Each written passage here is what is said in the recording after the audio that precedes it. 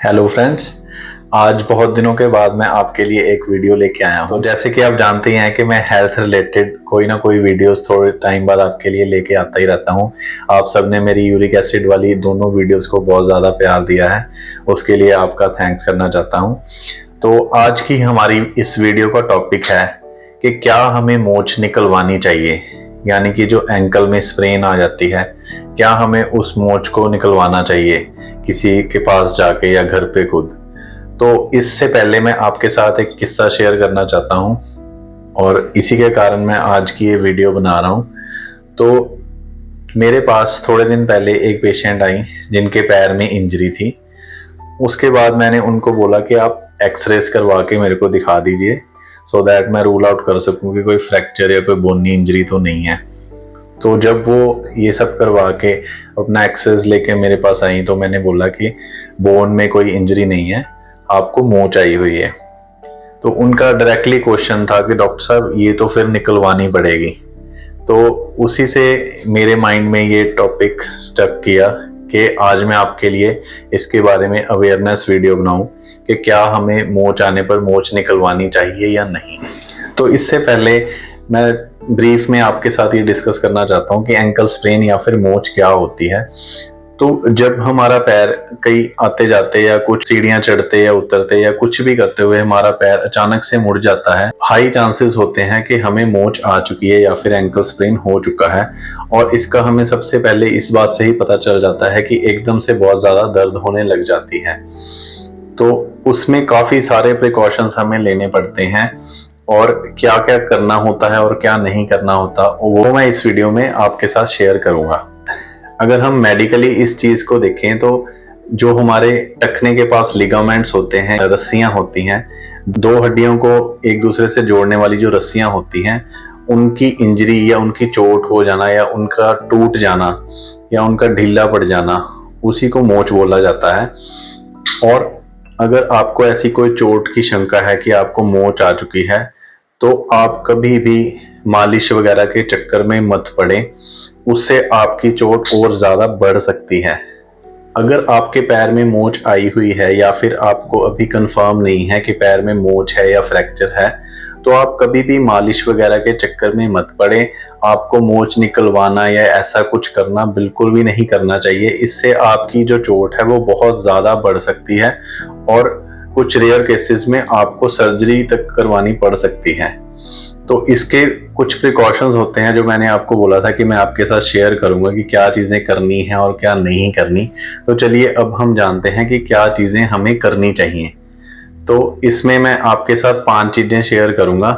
सबसे पहले तो अगर आपके पैर में चोट लगी है, टखने में चोट लगी है, तो उस एरिया को आपको प्रोटेक्ट करना चाहिए। प्रोटेक्शन से ये मतलब है कि उस पे आप वजन देना बंद करें, चलना फिरना आपको बंद करना होगा और कोई भी जैसे एक्टिविटी होगी, जंपिंग या कोई भी गेम या स्पोर्ट्स, एनीथिंग जो आपके पैर पे वजन डालने से आपकी पेन बढ़ सकती है और चोट भी बढ़ सकती है, ऐसी कोई भी एक्टिविटी आप मत करें। जो दूसरी चीज हमें करनी चाहिए वो ये है कि चोट वाले हिस्से को हमें ज्यादा देर नीचे लटका के नहीं रखना चाहिए। चाहे आप वजन ना भी डाल रहे हो, लेकिन जैसे आप चेयर पे बैठे होते हैं तो वो वाली पोजीशन भी आपको अवॉइड करनी चाहिए। आपको एक बेड पे रेस्ट करनी चाहिए, एक बेड या कोई सोफा, काउच, कुछ भी हो, उस पे आपको अपने पैर के नीचे पिल्लो रख के पैर को अपने एलिवेट करके यानी कि ऊंचा करके रखना चाहिए, जिससे आपकी सूजन नहीं बढ़ेगी। और एक और बहुत ही ज्यादा इंपॉर्टेंट चीज है, कुछ लोग इस चीज में कंफ्यूज रहते हैं कि हम चोट वाले हिस्से में ठंडा लगाएं या गर्म लगाएं, यानी कि आइसिंग करें या हीटिंग करें। तो ये बहुत ही ज्यादा कॉमन सबका एक क्वेश्चन होता है कि डॉक्टर साहब हमें तो पता नहीं था, हमने हीट अप्लाई कर ली, हमने तो आइस अप्लाई कर ली। तो इसमें सिंपली आप एंकल की जो स्प्रेन है या फिर टखने की जो चोट है उसमें आपको आइसिंग ही करनी है। अगर आपकी चोट ताज़ी है यानी कि उसको 24 घंटे या 48 घंटे से कम समय हुआ है तो आप उसमें आइसिंग ही करें या फिर बर्फ की सेकाई करें, ठंडी सेकाई करें। बर्फ आपको डायरेक्ट नहीं लगानी, जो आइस पैक होते हैं उसको किसी कपड़े में या फिर किसी पॉलीथीन में रैप करके ही आप लगाएं। तो उसको जो भी इंजर्ड एरिया है उसके आसपास आपको लगाना चाहिए। इससे आपकी दर्द भी कम होगी और आपकी स्वेलिंग भी कम होगी। तो जो चौथी चीज है जो हमें इसके बारे में ध्यान रखनी चाहिए वो है कंप्रेशन। तो कंप्रेशन हम किस चीज से दें? तो नॉर्मली लोग क्या करते हैं, कोई भी पट्टी या कोई कपड़ा बांध लेते हैं या फिर गर्म पट्टी बांध लेते हैं। तो उसका एक मेथड होता है, एक तरीका होता है। आपको टोज से लेके अपने पैरों के अंगूठे से लेके रखने के ऊपर तक उसको सही तरीके में बांधना होता है। अगर आपको किसी भी तरह की कंफ्यूजन हो तो मार्केट में कई तरह के एंकल बाइंडर आते हैं जो कि एक सॉक्स की तरह होते हैं। जस्ट उसको वियर करना होता है अपने पैर में और उस पे इंस्ट्रक्शंस लिखी होती हैं। आप जब तक डॉक्टर के पास नहीं जा रहे उतना टाइम आप अगर ये वाला ट्रीटमेंट करेंगे तो आपकी पेन भी कम रहेगी और आपकी इंजरी और ज्यादा नहीं बढ़ेगी। तो इसमें लास्ट चीज जो आती है वो मैंने आपको पहले ही जैसे बताया है कि अपने पैर को जितना आप ऊंचा रखेंगे वो आपकी स्वेलिंग उतनी ही ज्यादा कम होगी और आपकी पेन भी उतनी ज्यादा कम होती रहेगी। तो उसको आप एलिवेट करना या फिर पैर को ऊंचा रखना मत भूलना। आप पैर को ऊंचा करके रखें और कम से कम आपको एक मोटे पिल्लो या मोटे तकिए जितनी ऊंचाई तो आपको रखनी ही चाहिए। तो अब मैं आपसे इसके बारे में ये डिस्कस करना चाहता हूँ कि कौन सी चीज़ें आपको नहीं करनी चाहिए। तो एक चीज़ तो मैं वीडियो के स्टार्टिंग में आपको बता ही चुका हूँ कि मालिश वगैरह तो बिल्कुल नहीं करनी चाहिए।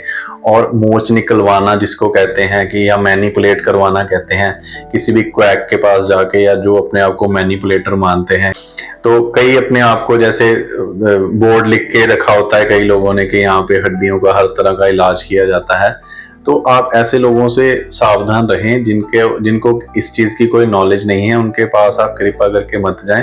और कुछ लोग घर पे भी अपने मालिश वगैरह करते हैं या फिर कुछ मैनिपुलेशन वगैरह करते हैं कि आपकी मोच निकाल देते हैं, ये कर देते हैं।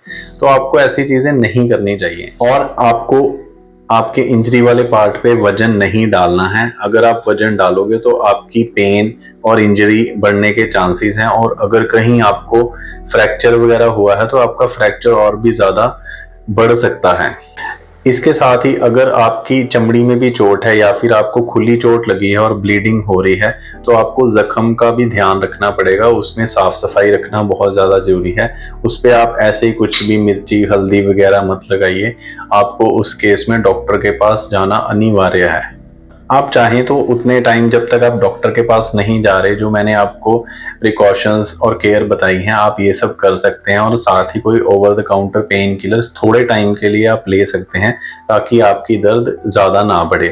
अगर आपकी दर्द या इंजरी आपके इनिशियल ट्रीटमेंट से बिल्कुल भी ठीक नहीं हो रही या फिर बढ़ती ही जा रही है तो आपको डॉक्टर को दिखाना बहुत ज़्यादा ज़रूरी है ताकि आपकी चोट का सही टाइम पे सही इलाज हो सके। जब आप डॉक्टर के पास जाएंगे तो डॉक्टर आपके कुछ टेस्ट जैसे कि एक्सरेज या एमआरआई भी करवा सकते हैं ताकि उनको कंफर्म हो जाए कि कहीं मोच की जगह फ्रैक्चर तो नहीं है, हड्डी तो नहीं टूटी है। तो उसके अलग अलग तरह से ट्रीटमेंट हो सकते हैं। अगर आपको चोट ज़्यादा लगी है तो आपको उस केस में प्लास्टर भी लगवाना पड़ सकता है या कुछ रेयर केसेस में आपको सर्जरी भी करवानी पड़ सकती है। तो मुझे उम्मीद है कि आपको इस वीडियो से काफ़ी सारी चीज़ें जानने को मिली होंगी और आपको ये ज़रूर पता चला होगा कि हमें मोच निकलवाने जैसा ऐसा खतरनाक काम कभी नहीं करवाना चाहिए। इससे हमारी चोट और हमारी सेहत और ज़्यादा ख़राब ही होगी ठीक होने के बजाय।